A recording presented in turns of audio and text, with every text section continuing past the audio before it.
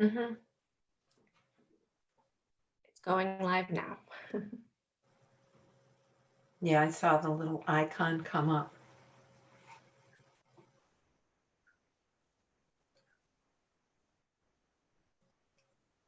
Okay. Awesome. All right, we are live. So good morning. And thank you so much for being here. My name is Gabby Barnes and I'm the Wilson Branch Manager.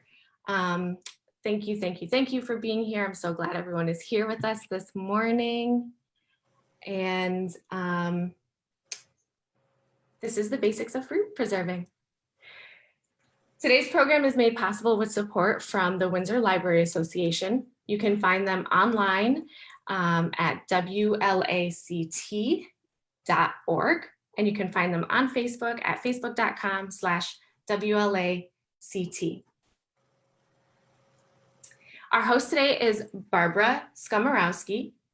Barbara is a semi-retired marketing and communications professional with an interest in gardening, canning,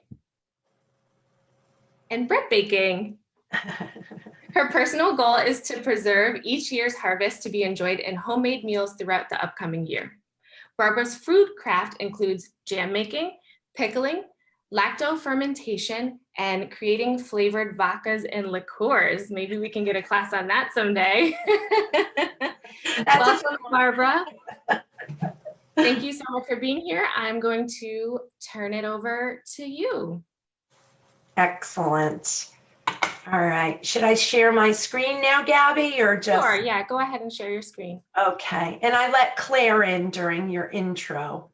Hi, Claire. Welcome. Wow. Okay. Well, thanks, everyone. Good morning. Welcome to my kitchen. So this is unusual. When Gabby and I had talked about doing this, of course, we were going to do it in the library, but so thank you for being flexible and joining me right here in my kitchen. So without further ado, I'm going to actually start. Oh, I have to show you my apron.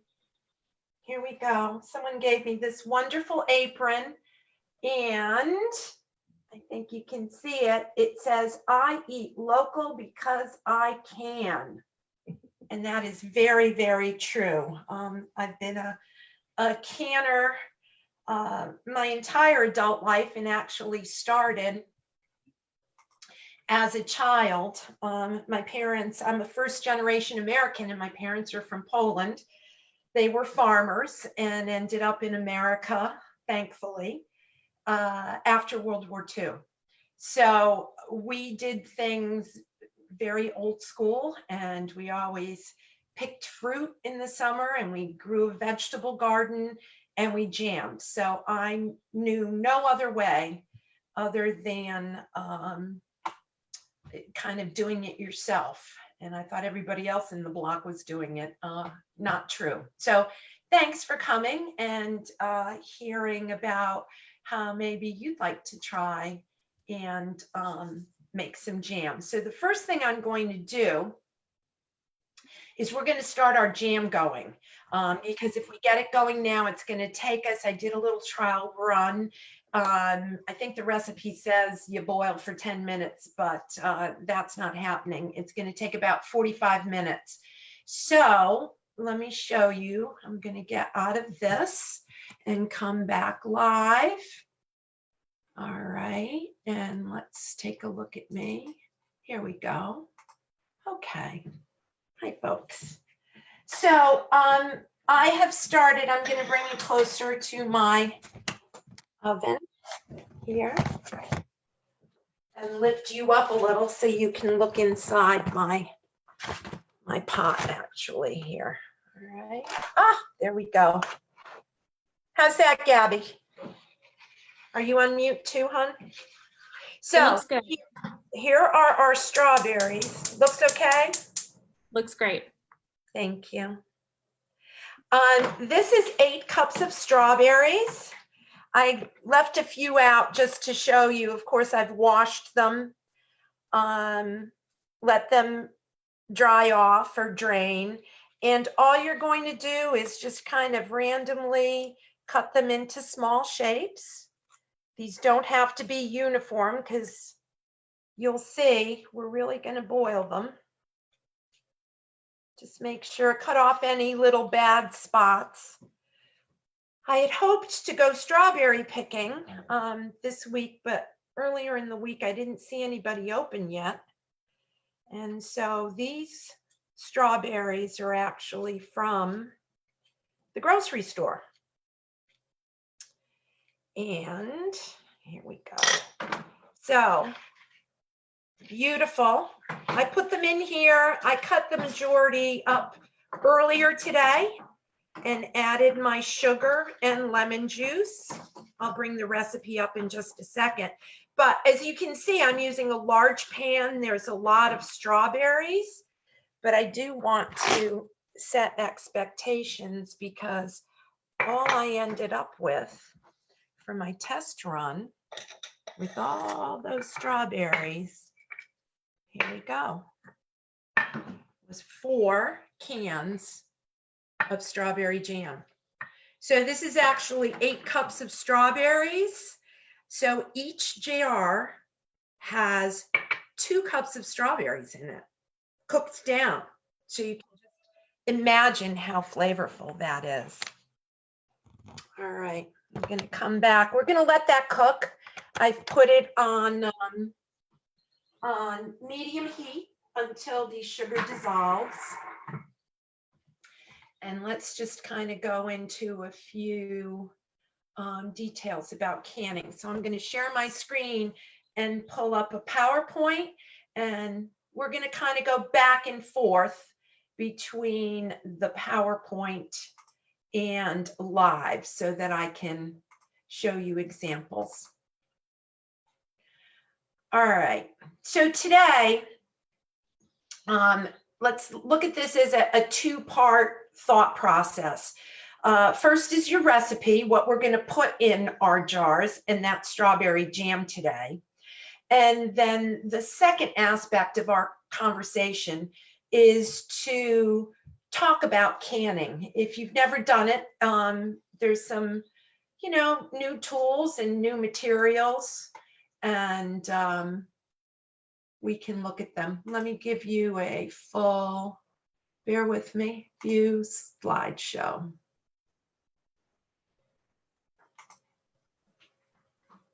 Okay. So this is what I used for the recipe today. This is kind of my standard jam making recipe. It's something that I've evolved over time. I've tried different recipes. There are tons of them out on the web, and I'll give you a couple websites that I suggest you go to look at. That's at the end. It's also in your handout. But I personally prefer a jam that is not hard set, like a grape jelly, something that's a little looser, because I use my jams in plain yogurt to flavor yogurt. I might use the strawberry jam on top of vanilla ice cream as a dessert. So I like a looser consistency. So what I found is if you take 8 cups of fruit and you mix it with 2 cups of sugar and 2 tablespoons of canned lemon juice, that gives you a really good basic jam making recipe. You can mix your fruit. You can change. You can use 8 cups of blueberries. For my test jam that I made, I actually used strawberry and rhubarb because I've got rhubarb growing in my garden. So I did half strawberries that I had to buy, 4 cups of strawberries, and 4 cups of rhubarb that I didn't have to buy because I just picked it out in the garden. So there you go, kind of a basic recipe.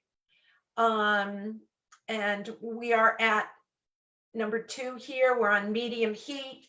I'm just trying to get the sugar to dissolve, and then we're going to turn the heat up and boil away some of the liquid that's in our strawberries. Okay.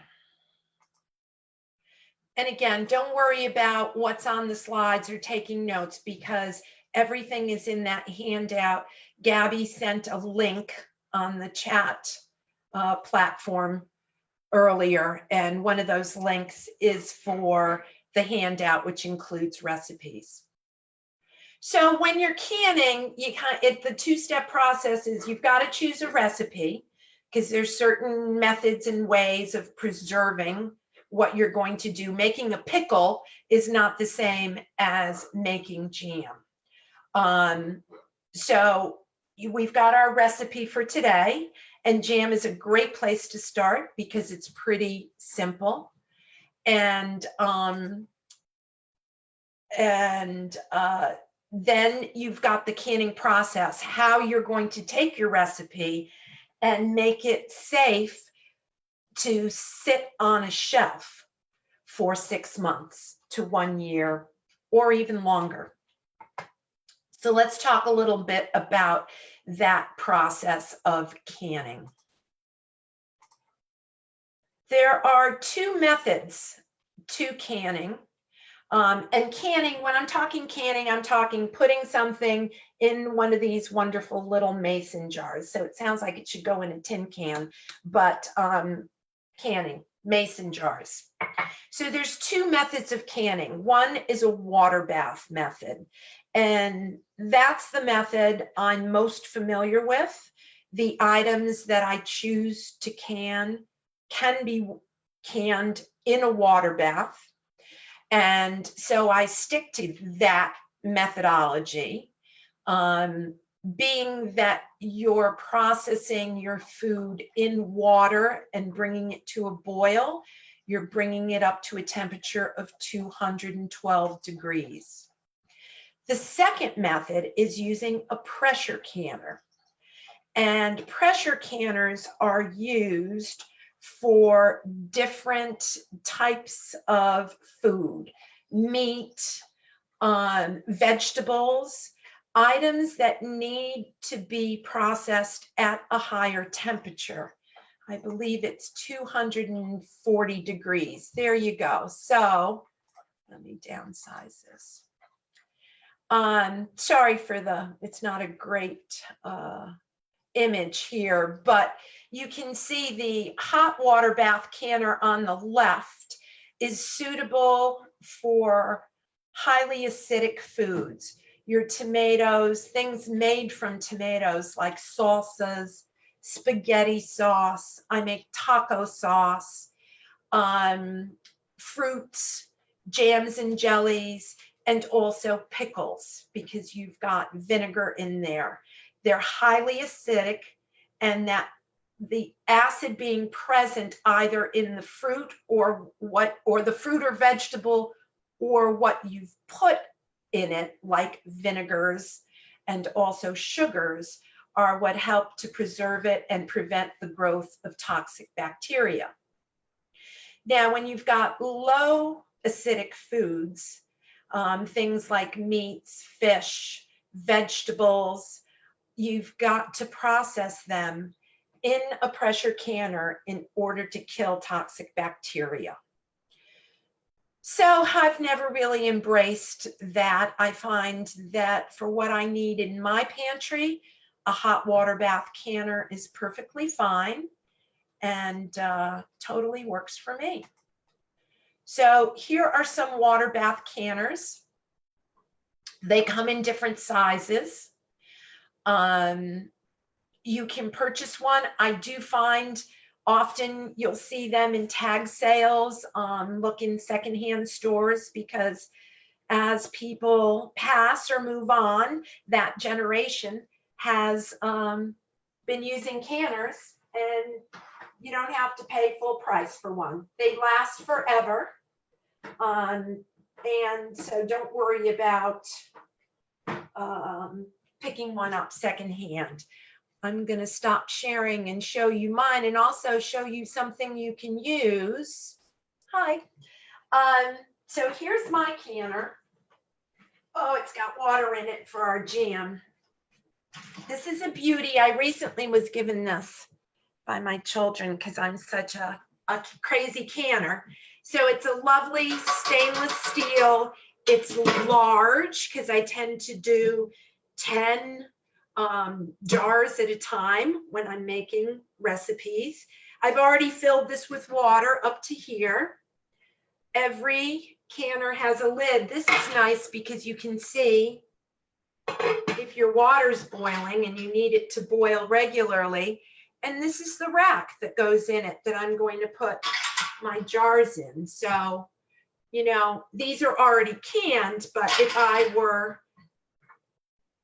to want to can them, I can put them in my rack and then they pop right in. Okay. And we'll get to that stage today. Our strawberries are actually starting to boil. So let me get this out of the way. Now, I can also show you, this is kind of, you know, you want to try canning and you don't want to invest, you know, anything more than you have to. So this is a lobster pot or a stock pot. Most canners are this enamel material. And all you would need to do with this, because you can't put the glass jars directly on the bottom of a pan, you do need a rack. So if you can get like a meat rack, this is the wrong shape, it won't fit, and just place that in the bottom of your pot, that can work for you as a makeshift canner. I'll show you specifics on how much water to put in a little bit later when we get to canning our things. So that's a canner. All right, come on over and take a look. I'm going to show you our strawberries.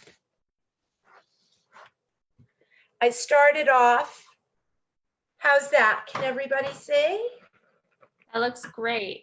Okay, And so, Barb, we have Yep. a question about using regular pots as an alternative. And I think Yep. you may have answered it with the lobster pot, but if you have a moment to talk about using regular pots versus canning pots. Sure. So anything that's large enough and tall enough can be used. There's no exchange of, you know, water in your pot and your recipe in your jar. So you don't have to worry about it being, sometimes they'll say non-reactive, which means don't use an aluminum pot when you're making jam or you're making pickles. That's really not as important when you're canning, when you're doing a water bath canning, because there's no exchange between your water, your pot, and what's in your jar, what you're going to boil. So as long as it's wide enough, as long as you can put a rack in there, I can tell you that my now daughter-in-law, when she first tried it, she put the bottom of a terracotta pot, turned it upside down, and placed her jars on that within a pot and put water an inch above the top of the jar. And that's how she water bathed for the first time. So you can be makeshift and still be safe. What's important is that you bring it to a boil, you keep it at a continuous boil for the amount of time your recipe calls, and then you should be good to go. So again, I'm just going to kind of show you, I want to point out a couple things. You'll see there's a lot of foam that's beginning to show up on the top of the strawberries. Oh, look at that color, huh? Beautiful. Don't worry about that foam. Those are just your berries breaking down. I've now turned this up to a medium-high heat. We want to actively boil away the water that's in our fruit. We didn't add any water to this. This is just sugar, 2 cups sugar, 8 cups strawberries, 2 cups, and I use bottled lemon juice. So let me talk a little bit. Hi there. about bottled lemon juice, because for the longest time I would always use, and you'll see recipes will say, like the strawberry jam said, use the juice of 2 lemons. What I learned, as I'm always reading and looking for new recipes, is that using bottled lemon juice is suggested since the acidity level of that lemon juice is constant. A lemon that you buy or grow, you can't be sure that each lemon has the same amount of acidity, and acidity is important in preserving what you're canning. So I now, at the start of the season, just get a bottle of lemon juice at the grocery store. You know, you'll find it in the juice aisle, and it certainly is convenient. You don't really taste the lemon, because I will agree that bottled lemon juice is not as flavorful as fresh lemons. But just one little kind of safety tip to make sure that you have the level of acidity to be able to preserve and capture and keep that flavor in your canned product. Okay, we're going to let this boil. It's going to take a while. I'm going to go back to the PowerPoint now, and let's talk a little more details.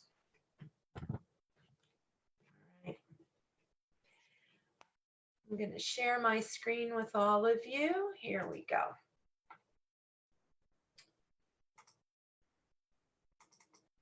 Okay. Sorry. From current slide. So there's our recipe once again.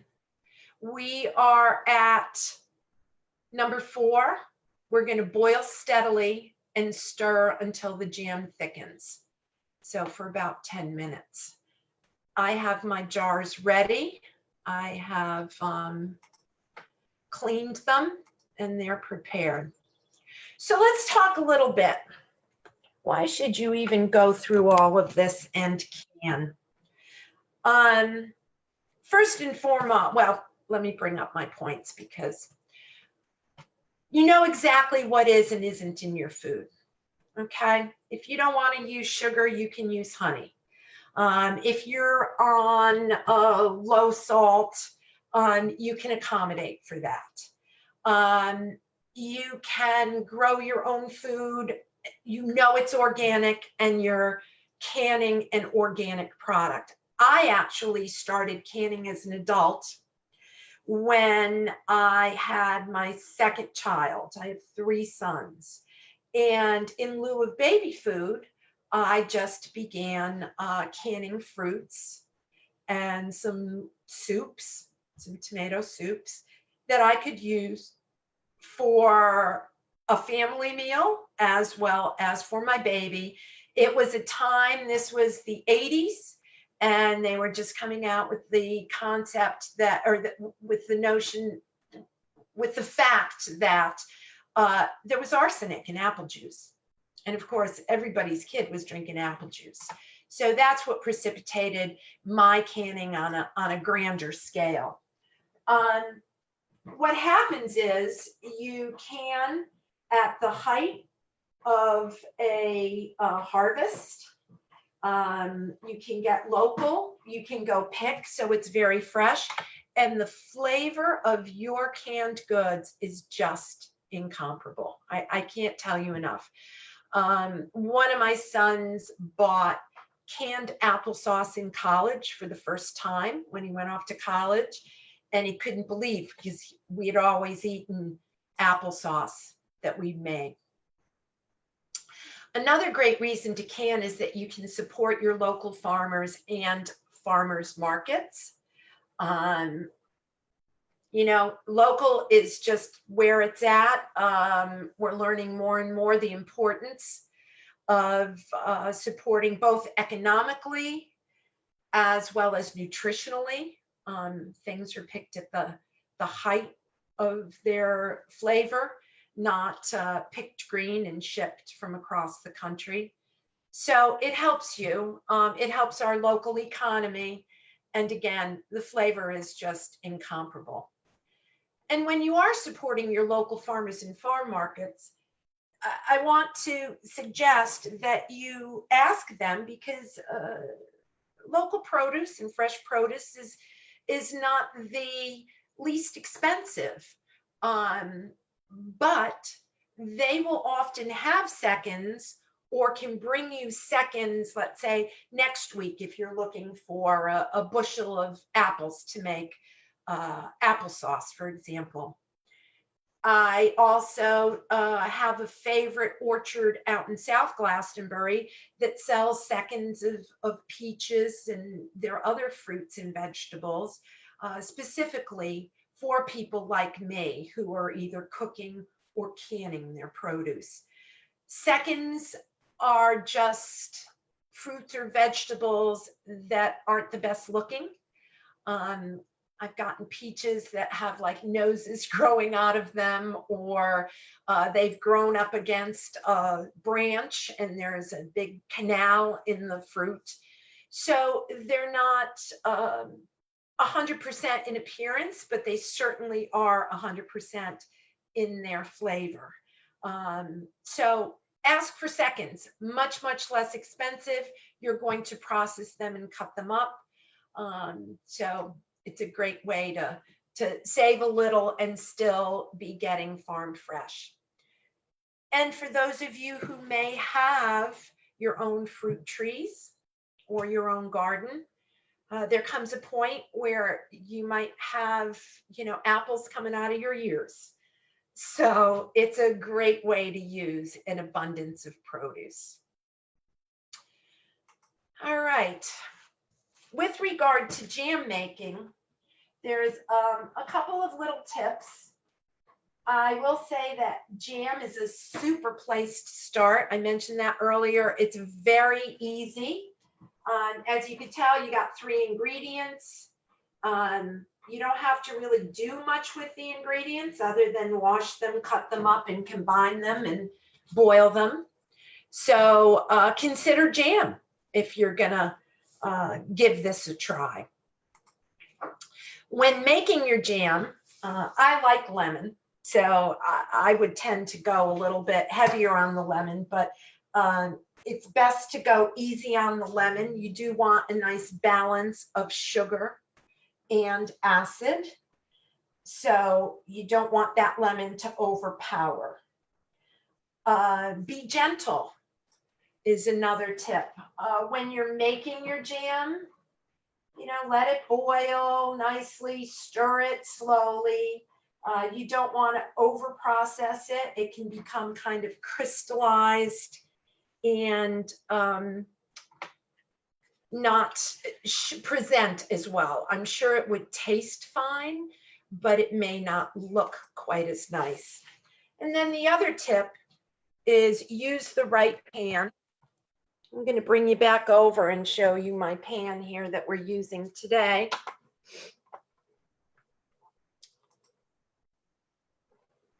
Okay.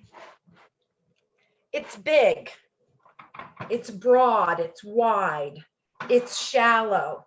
That gives me a lot of good surface area for my strawberries to boil and for the liquidy fruit to start becoming our jam.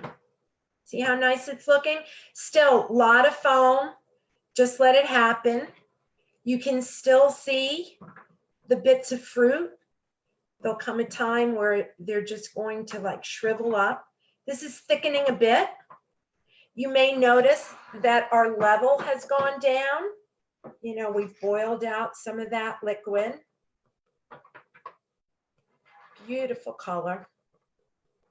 So again, we're just going to keep this going. If you stir gently, you can kind of hasten the process in that the steam is removed a little easier than just leaving it to cook on its own. But it's doing super. You see how it's just nice, steady, rolling boil. And we leave it like that. Okay. Maybe it's a good time. Any questions at this point? Gabby, did you see any? Oh, there's a lot of chatting going on. So far, you answered the second question that came up, which was about using, jarred lemon juice versus fresh lemons. Okay. All right, good. So I'll move ahead. Share my screen. Here we go. Let's let that boil. We'll get to the jam when it's ready. So those are some tips on making jam. And here's some tips on processing. So by processing, we mean putting your recipe in a jar and then making that airtight and secure for your shelf, safe and secure to put on a shelf.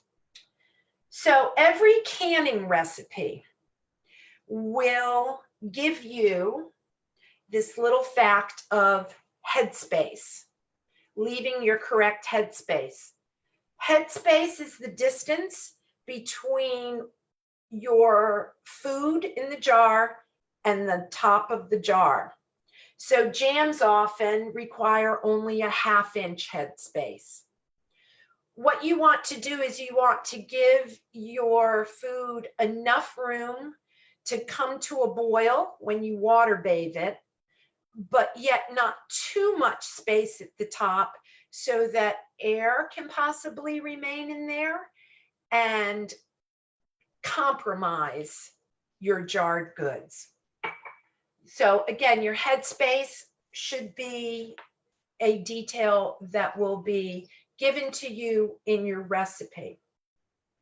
The next thing you want to do is once you have canned your jam or your pickles is to store them properly. And the best place to put canned items is in a cool and dark place. Sunlight won't make your jarred goods toxic, but they could pale the color. It again compromises the appearance of what you're doing. So cool and dark. I actually have some shelves in my basement, and that works really well. And by cool, I don't mean refrigerator, but like some folks have garages that are attached or the basement. It doesn't get to a level of freezing, but it might be 60 degrees or 55 down there. So that's a good environment. You don't want your jarred goods to go bad on you. All right, let's talk a little bit about the recipe that you might want to choose to can. I have some suggestions. Be sure to can what you eat. Don't find a recipe of something that's not in your normal family menu. If you're not a chutney eater, don't make chutney. If you like fruit, you can make jams, you can peaches sliced to enjoy in the wintertime. Can what you're going to eat and incorporate into your meals, into your family menu. That's when you'll want to can again, because if it's something that's just going to sit on the shelf, it's not going to be worth your time. Can what you can't buy. So if there's a great strawberry jam out there that you love, don't take the time maybe to make your own, but consider making a variation. Maybe make a mixed berry jam. That's one of the ones I make, and I combine blueberries, raspberries, and strawberries to make the 8 cups of fruit. And I'll make a mixed berry jam. Can you buy one? Not that I'm aware of. I also like to combine rhubarb with my fruit. Like I mentioned, the strawberry rhubarb jam I did as a test. You can't buy that at the store. So that's what motivates me each year to make my little batch, because I know it'll be on the shelf in January when I've got a hankering for strawberry rhubarb jam. The other thing I recommend is to try one new recipe each year. There's a lot of different ways of putting up food. Pickles, for example, when I do bread and butter pickles, you've got to slice pickles, put them in a big bowl, cover them with ice for 2 to 4 hours. That helps make your pickle crisp. That's a new method. It's a new recipe. So it's good to try a new methodology, one new thing, to see, does it work for you? Do you enjoy it? And did your end product come out the way you expected? So just remember those things when you're taking a look at recipes that you might want to attempt. And then, little pearls of wisdom. Take it for whatever it's worth after my years of canning. I recommend that you support your local canners. If you go to a market or if you go to an orchard and you see they have canned goods, consider picking one up. Grab something that you don't make. Grab something that you're considering making next year to see how it tastes. But, be kind to your fellow canners. Your canned goods are treasures. Not a lot of people can. And when you give someone a jar of homemade jam, what I found is it will often bring back a memory of someone who made jam in their childhood long ago. And it's a good memory that you are having them recall. They can't get that from anywhere else. I mean, that's homemade. That's local. So, for example, I made 4 jams, 4 jars of jam in my test run. I will be keeping 2 of them, and 2 are going to neighbors who've been very kind with supplying me with some meals if they make a little bit more over this whole COVID time when we're all at home, and they bring me some food. So it's a great way to reciprocate with something that is homemade. I also have to tell you that I have bartered my canned goods. So I'll give you an example. I have a friend who is a potter, and every year as I would make my canned goods, I would put aside 2 or 3 jars from each batch for my friend Elaine. And come the holidays, she would take an order from me for any pottery that I wanted to give as gifts. She would even make some custom pieces for me, and I would barter my canned goods.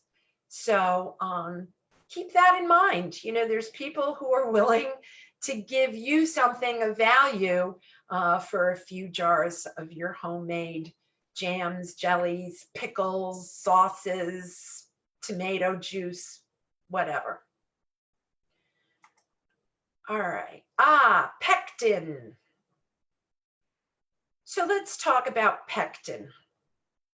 Jam and jelly, especially jelly recipes, may call for you to add pectin. We're not using pectin today, but what it is, it's a jam thickener. It comes in a powder form or a liquid form, and there's no difference in it. It just depends on what you're more comfortable using.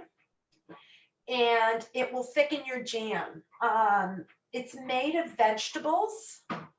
Here, so it's vegan, made of plant products, fruits and vegetables. So it's made, I know they use kind of like the pulpy part of citrus vegetables. Apples are very high in pectin. So pectin can be used in vegan recipes, whereas gelatin is something that comes from, it's sourced from animals. So if you want to go all vegan, and I've never seen a recipe with a canning recipe with gelatin in it. Gelatin is used more like for a Jell-O or an aspic type of product. Here are examples of pectin. The ones on the left are powdered. So the fruit gel and Sure-Jell are powdered, and the one on the right is a liquid pectin. Your recipe will tell you how much to put in. It might be tablespoons. It might be half of a pouch of the liquid Certo. And once you put it in, you bring your jam up to a boil for 1 minute, and that will be the thickness. If that's not thick enough, you can add more pectin. You can bring it up to a boil again, boil for a minute, and that's when the thickening will occur. Pectin works with acid and sugar to thicken your product, your food product. All right, let's can our jam. And we're getting just about to the part. Come on over, folks. This is getting thicker. Let me have you focus. All right.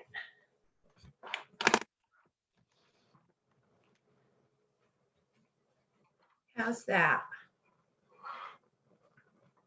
Can you see how nice? We're thickening up, still foamy. I wait until the end. You'll see that the foam will disappear. We don't want to keep it on there when we put our food in the jar because it just doesn't look pretty. It's fine, it tastes fine, but you're really looking for the clear. All right, this is not yet ready to test. What we're going to do when we see it thickening, and can you see the amount of quantity, how this has diminished? We've probably got about half of what we started with. And as I'm stirring, I'm helping this to thicken a little faster, letting the stuff evaporate, the water that's in the fruits. So there's a way to test, and this is in your handout. There's a way to test how thick your jam is going to be when you're done. And I don't think we're ready yet for it, but I will show you. Couple different methods I've tried. One is to put a few plates in the freezer. And when you think your jam is thick enough, you're going to take the plate out of the freezer, take a teaspoon of your jam, put it on there, let it cool down, and see if it is the thickness that you desire. The other thing, and we'll try this today, is that you can put some larger spoons in a jar of ice water. So your spoon is really, really cold. And same methodology that you're going to drop some of your jam onto that very cold spoon, let it cool down, and see if the thickness is to your liking.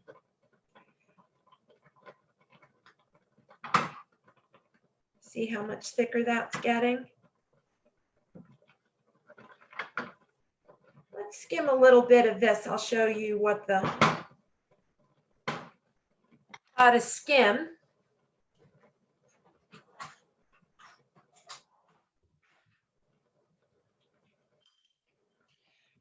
I've got a bowl and a spoon.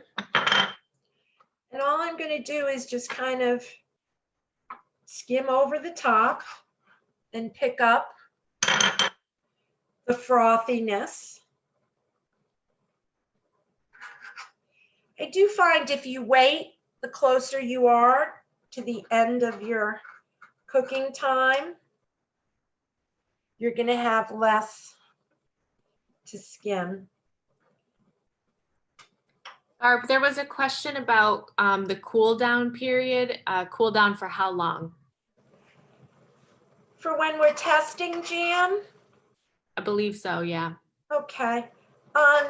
So like to room temp, you know, you're gonna know, you'll know quickly whether or not, and the more that you make, the more comfortable you'll be with that.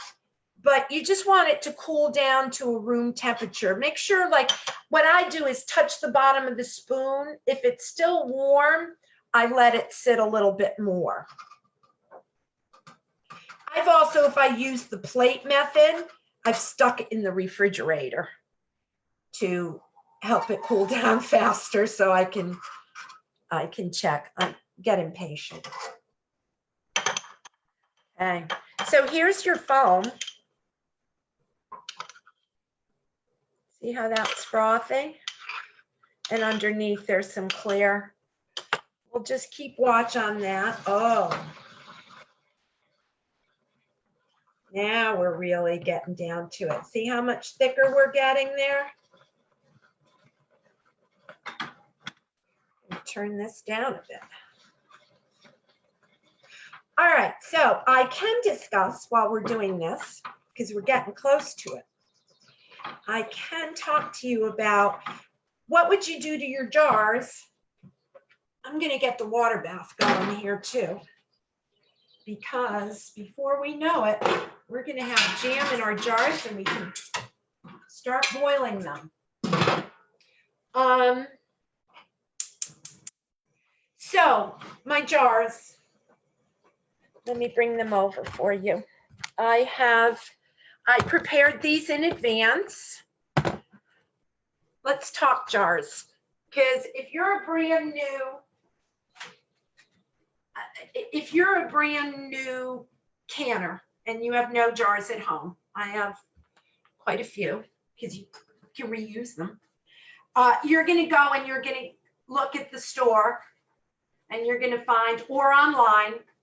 These are lovely. This is a special, one of my daughter-in-laws gave it to me, beautiful blue jars. I tend to just go for the clear because I think what we're putting inside is so beautiful that I don't want to color it. Turning that down. So you're going to go to the store and you're going to get, you get your jar and you get the whole contraption for the top. You're ready to go. You can can with this. But after you've canned, you're going to have to, so here's what I canned the other day. After I eat this, I'm going to have this ring and you're going to save that. These are reusable. This top is not reusable. It has a little seal, and when you boil it, that's what keeps it closed tightly. Yeah, I can't pull this off. You use a little can opener to lift it off, and that's airtight in there. So when you're done with this, you're going to end up with a clear jar and a ring. That's what you got for next time. So you've got to buy more lids. Well, I think our jam is ready. Okay, lids come in two ways. This is a lid only. A dozen come in each of these packages. And here you go. See, there's that seal is made here. And these are one-time use only. Okay, so only use those once. You've got to get them. I can tell you probably the best place, whether or not you're a fan of Walmart, is Walmart. They have different sizes of jars. They have different lids. These lids come in 2 different sizes. That's a good point. There are, one is called a regular, and the other one, sorry, upside down, is called a wide mouth. Wide mouth lids, regular mouth lid. And here's, you can see the difference. These are both 1 cup jars. This is the wide mouth. This is a regular mouth. You might say to me, so Barb, when do I use the wide? When do I use the regular? I find wide mouth jars helpful when you are making pickles, dilly beans, when you're packing the jar. If it has a neck to it, it's a little harder to pack. So here's one. This is a regular mouth. If I was making pickles, you know, it's got a little bit of a curve to it. A wide mouth jar that goes straight up might be a little more helpful. And jars come in different sizes. Let's talk about that a little bit. This is a standard jelly jar. It's 1 cup. But as you'll see, you know, this is 1 cup, this is 1 cup, and this is 1 cup. This is an older mason jar. All 1 cup, all fine to use. These tend to be for pickles. I do soups in these. I do taco sauces in this size, dilly beans. This is a pint. It's 2 cups. All right. So if it's a jam you really love, you can put it in here. I find these great because I can use them for personal use, and it's just a beautiful size for a gift. You give 1 or 2 of these. You can bring someone a loaf of bread in that. If you're going for breakfast, it's just, the combinations are limitless. This is a 12-ounce jar, so it's in between these 2. All right. And here is a quart. So 2 of these is 1 of these. What would you put in here? Tomatoes. So if I'm just canning tomatoes, I will use a quart jar. I can use then those tomatoes for chili, for soup. I can make spaghetti sauce out of them. There's just a host of things you can do. So quarts, jars, pickles, if you're a big pickle eater. Here is a pectin that I got. This is Ball Real Fruit Pectin. This is, we talked pectins, the thickener. This is a pouch. 2 pouches come in here. They even include recipes on the back and little recipes, little card, recipe card. A little too much sugar on a lot of these recipes. I'm not looking for a great amount of sugar. So that's where I came up with my 8 cups fruit, 2 cups sugar. All right, let's take a look. You won't believe this. This looks lovely while we've been talking. How are we doing, Gabby? More questions or anything? No more questions. We're doing good. All right. Excited to the canning process. I know. Now we're getting to the part that everybody's been waiting for here. All right. Take a look from our boiling. Lot thicker. Still some foam, but not too much. I actually turned it down for a bit.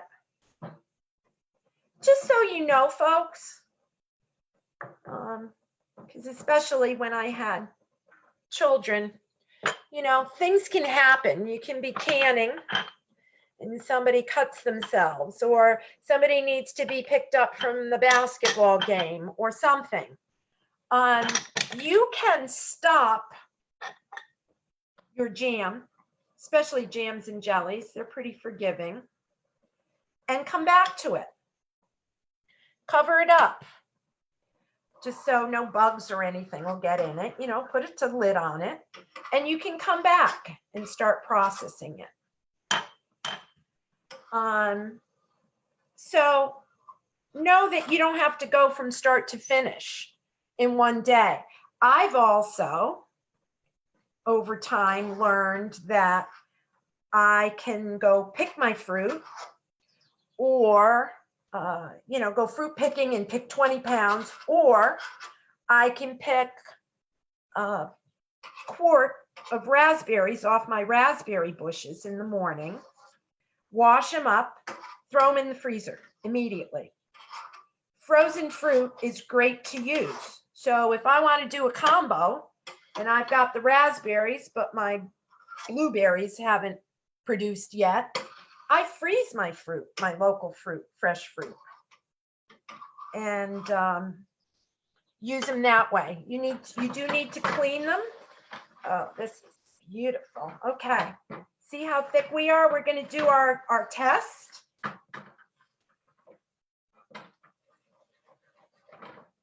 Wow. And let me tell you, the smell is just, I feel like I'm swimming in strawberries. It's beautiful. So I've had these ready. Okay, just ice water. The ice is melted. And we're going to take a spoon. Hope they're cold enough. All right, see, I just dropped a little half teaspoon. You can see it's still steaming, so I'm just going to let it sit over there on my plate and let it cool down, and we'll see. But this actually looks, to me, a good consistency. Sometimes when your spoon goes through it and it takes a bit to come back together, that's an indication of the thickness. But again, this is a personal preference. So however you like your jam, you know, just cook it until it's to the point. Still a little warm, but see how it's holding together? That's what we want.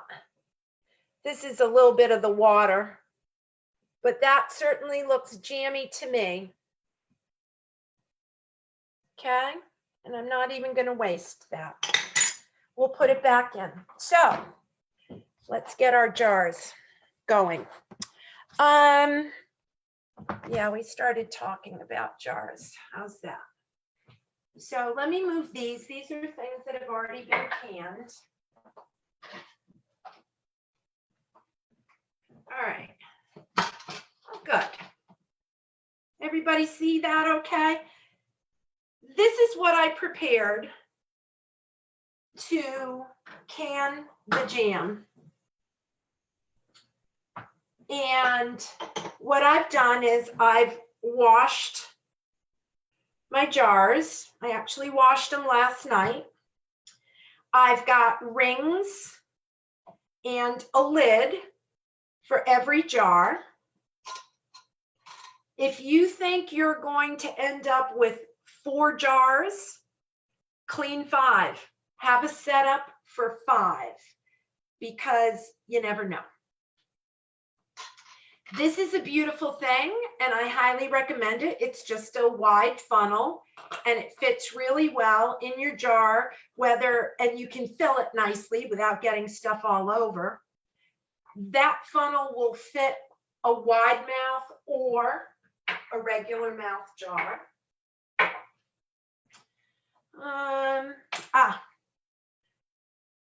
Chopstick. So it's recommended when we put something in a jar to just kind of go around the edge and get any air bubbles out. All right, so chopstick. This just to get every last bit of jelly or jam. And a ladle to ladle it out. Now, again, let me remind you, meanwhile, I've got my water going, warming up in my pot, in my water bath. I'm going to give this one last stir and then take any foam, but I have to show you. Look, see how much clearer it is? That foam sort of disappears. You can let your strawberry jam sit for a bit. That's not a bad thing. It prevents floating fruit. Sometimes you're going to can and your fruit is going to float up to the top and your jelly is going to be on the bottom. See how lovely that is? Oh boy. And again, I'm telling you, the smell. So the other thing you want to have handy, sorry for the water running, is some clean water and a clean rag. We have to wipe the rims of these jars nice and clean. What you want is to be sure that where it's going to seal is spotless, so you get a good tight seal. Sorry for the running water. I need to get it hot.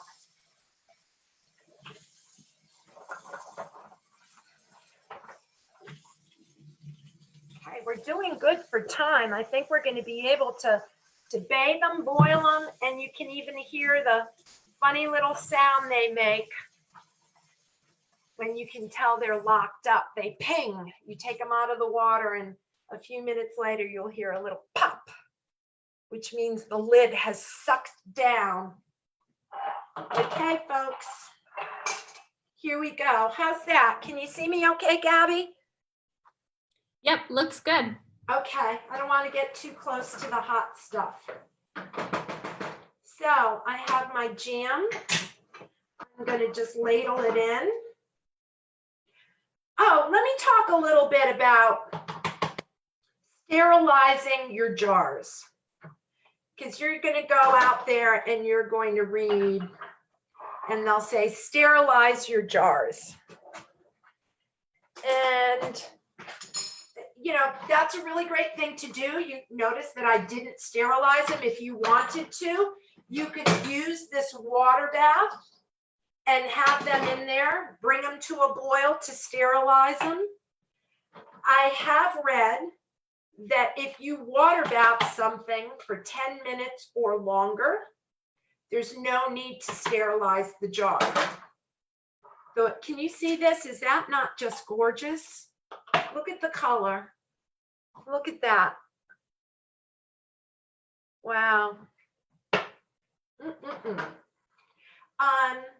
So I tend not to, I also would say it's kind of like your first child versus your second child.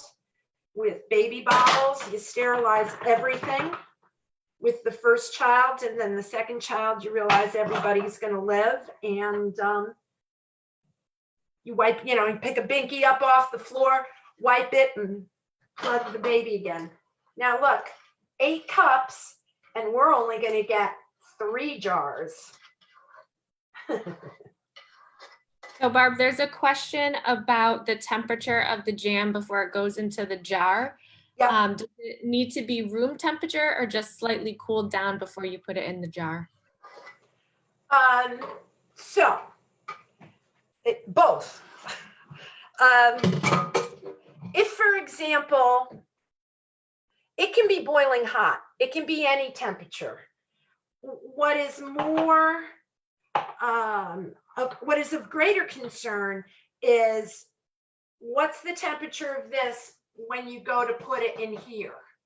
So if you're warming the water in your water bath and that's hot, your jar, and see, I can hold it so it's not brutally hot. Your jarred goods can also be hot. But if you made your strawberry jam and then had to go pick up a kid from basketball and you come back and that jam is room temp, start this water at about the same temperature. You don't want to put something in and have it crack. So if you're starting with cold, putting something cold in here, have this water be not as warm. If this is warm, however, you can put it right into a hotter water bath. Excuse me with that. So as you can see, I'm just wiping. It's the top, the very top, and around the edge. I take my ring, brand new lid, put it on, and it's hand tightened. So as soon as you feel it resist, stop. No need to have this be super tight. You want air to be able to escape so that any air, you see my head space might be a little less than a half an inch, but the head space is the space from my fruit to the top of my jar.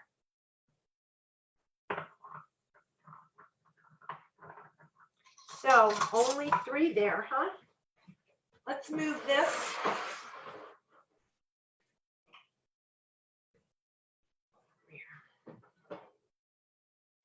Now, it would be nice if I had a smaller container.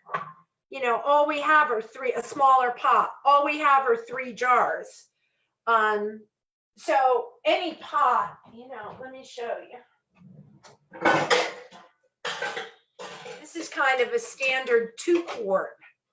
And if I had just that little wire rack for underneath, oh, not high enough, because you have to have an inch of water above, 1 inch to 2 inches of water above. Your jars must be submerged in order to force all the air out of the jar.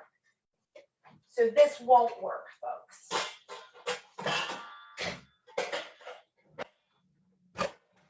This is kind of overkill, is just what I'm saying. It's such a big pot for our 3 little jars. So what I'm doing, I've got the rack. These racks are made to hang off the edge.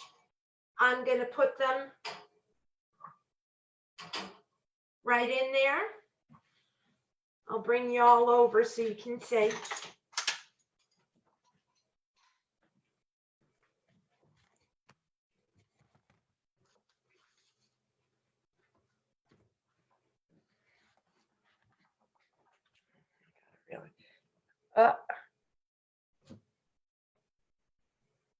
Okay, they're just hanging there, and then I'm going to drop them in.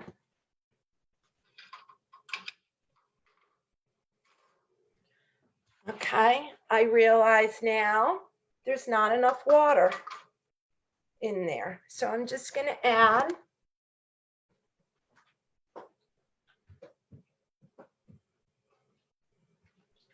some from my tea kettle.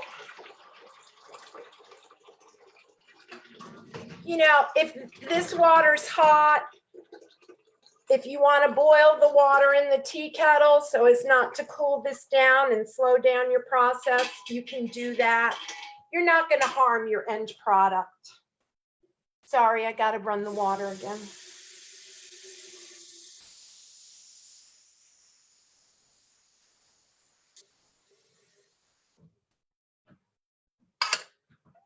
You want your jars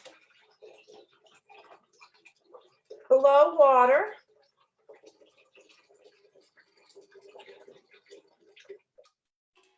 I go for 1 inch, and I find I go for like the first little mark of my finger. If I can get it in there, and it's covered up to there, I feel as if I'm in good shape.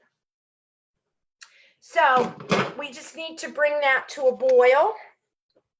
Once it starts boiling, this recipe calls for 10 minutes of a water bath, and we'll be done.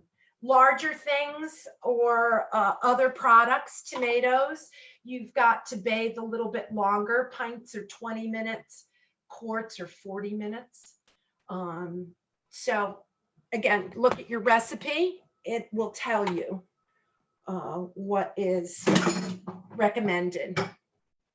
All right, we've got to kind of, all right, let's let that boil. So I'm going to go ahead and allow folks to unmute themselves if they've got questions. Super. So if anyone has a question or wants to ask Barb, go ahead and unmute yourself and jump in.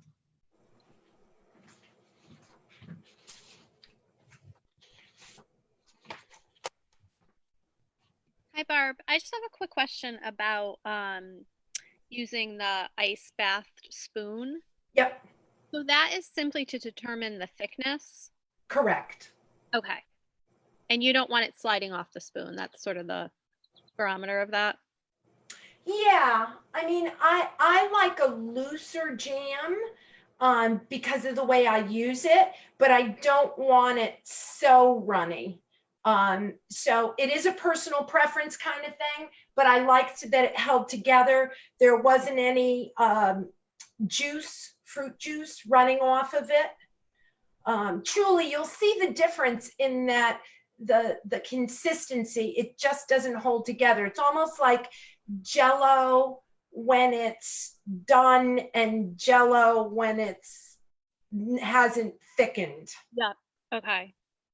And then just one other quick question. In the absence of getting the canning pot, I know you have some ideas with the terracotta that your daughter-in-law uses, or just a rack. Any other ways to create that barrier with a regular pot, like a stock pot? Yeah, I mean, the only thing I would get a meat rack, Okay. you know, just a rack with some feet. You don't want the bottom of your jar next to the burner. So it has to be lifted up a bit. Okay. So any type of rack, that's why she used the terracotta, you know, she got an inch off of it. And I would just worry that the terracotta dish would crack during Yeah, that's what I was thinking. Yeah. Yeah. But she was adventurous and it did work. Okay. Thank you. You're welcome. Barb, I noticed that you didn't heat up the jars or boil the lids beforehand. Right. You know, different people do different things, and one of them was that you would heat up the jars at 150 degrees for X amount of minutes, and then boil the lids, and then start jamming, Yep. put them in and all of that. Is there a difference? Have you noticed that? Have you done both ways and found one way easier than the other? No, I found no difference in the end product of what you've jammed.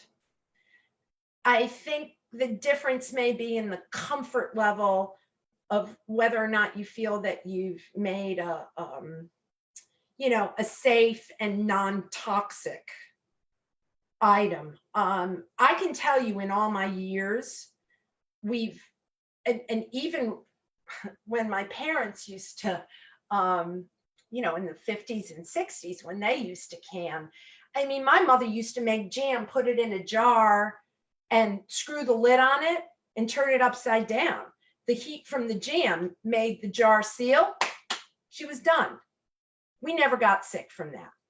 Now, since then, the recommendations have changed and they say, oh no, you can't put wax on top of it, or you can't just put the lid on and have it reseal. She'd use old jelly jars, in fact, because it's not as sterile. But I can tell you, nobody ever got sick. Also, if it doesn't seal, you know it right from the get-go, and you don't put that on your shelf. You put that in the refrigerator and you use that one up right away. I mean, I know that botulism is like odorless and tasteless, but I'm not making anything that should grow botulism. I'm not doing vegetables. I'm not doing meats. These high acidic products that I tend to jam, the fruits, jams, jellies, tomatoes, pickles, just don't go bad. As long as that thing is okay. So the other thing was that I have heard if you're going to water bath for over 10 minutes, you don't have to sterilize the jars. So, you know, that the water bathing, being in boiling water for 10 minutes and more will kill anything. And so I don't worry about it. And as I say, no one's ever gotten sick. No one's ever, yeah, just, it's safer than you think. Okay, great. Thank you very much. You're welcome.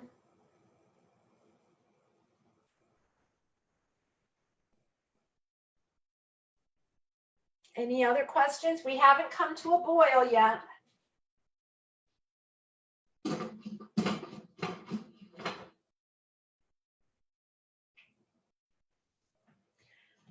And Gabby, what do we have? Oh, we're coming close to the end of our time together, huh?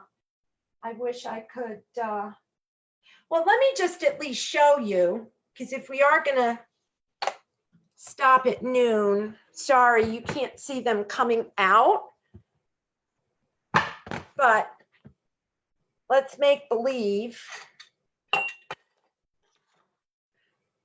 So let's talk about the end of the process.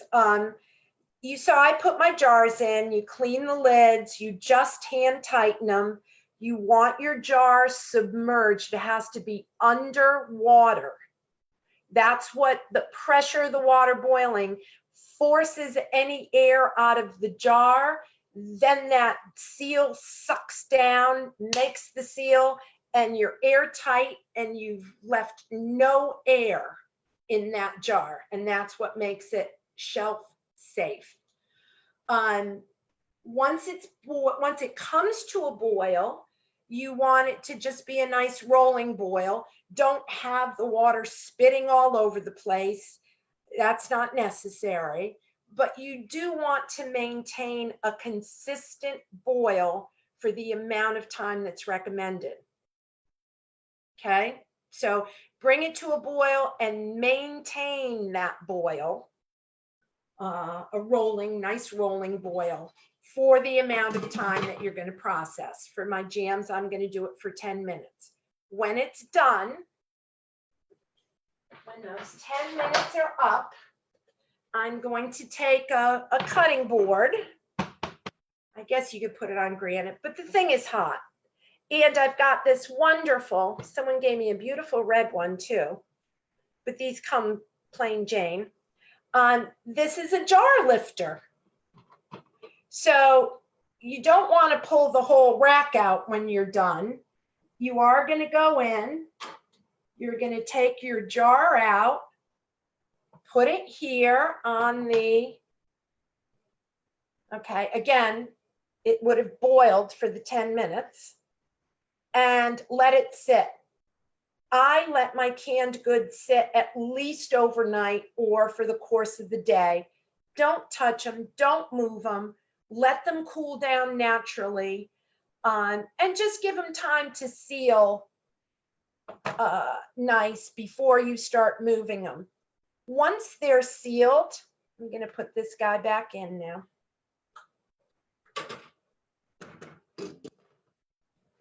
So let's go back to the jams I made earlier this week. Here are my 4 jams.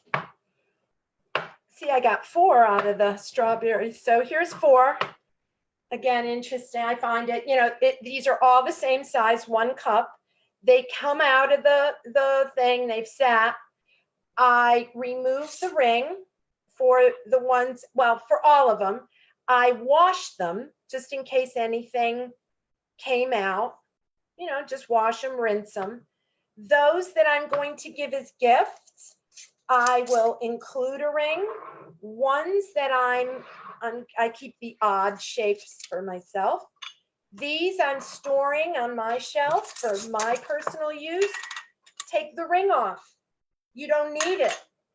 This is a solid seal for storing. Okay. Use your ring again. Don't go buy a dozen more and have a dozen sitting on your shelf on, jars that are already done. So that's kind of a little tip. Give them, when you give it away, because you want someone to be able to close them. I can tell you that they also have, and I love these, plastic tops. So once I've opened my jar, let me get one out of my fridge. Here we go.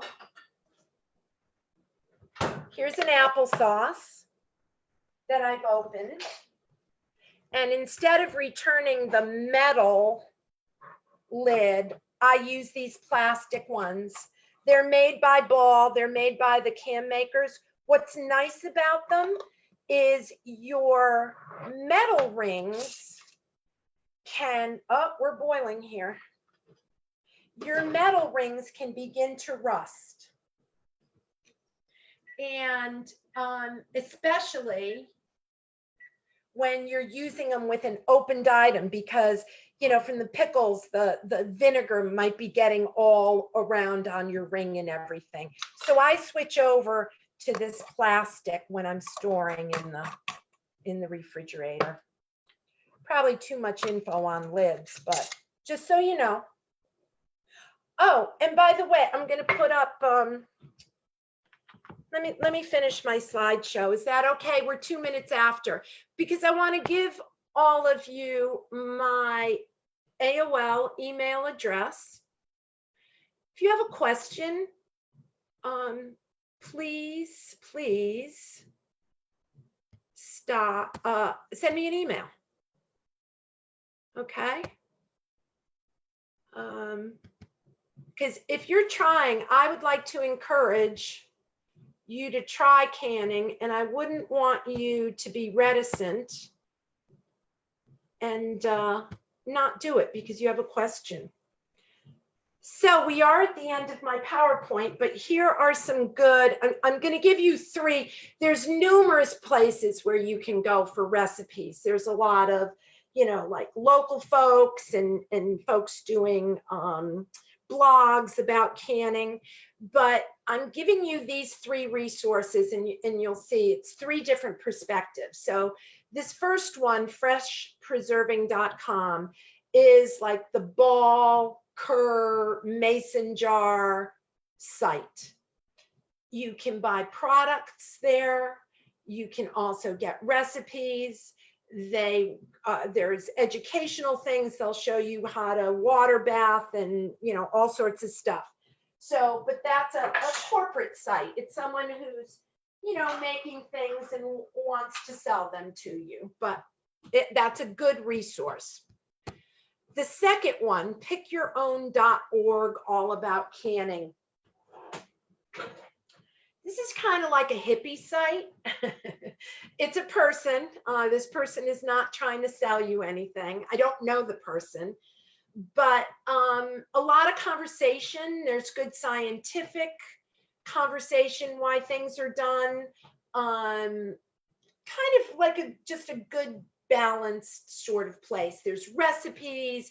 The other thing is you can put in your zip code and find out where you can pick your own. So that's the other nice thing about this website. It'll tell you what farms are selling pick your own products in the area. And then the last website I've given you is an educational one. So this is going to give you the most conservative approach. It's going to tell you how to do things as safe can be. You know, this is not an individual, it's a more science-based discussion. So those are 3 really good resources.